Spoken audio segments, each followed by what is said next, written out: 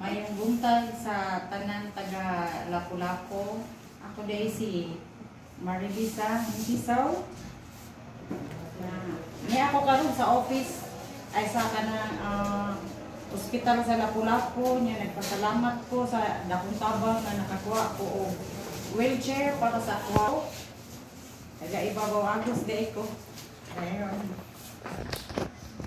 Pasalamat ko sa atong mayor o atong Mayor Jonard Ahong Chan and Congressman Cindy Chan, Honorable Mama Abet Kis Prison, sa staff sa isumbong ni Mayor, kay Sir Jonathan Amit, Doc Cliff Canton, Doc Deborah Andreas Custodio, Sir Roberto Ubatay, o sa tanan nga nurse o doctor nga niatiman sa kumbana from sa ER hantod sa ward na maayo kay lahang pagatiman namo nya na satisfied jud mi sa kanang ilahang servisyo dire.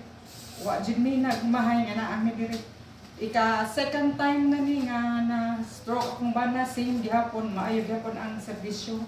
2 years ago mao gihapon dire gihapon mi na pasalamat jud mi nga kanang nakatabang og dako sa kubanan sa tanan.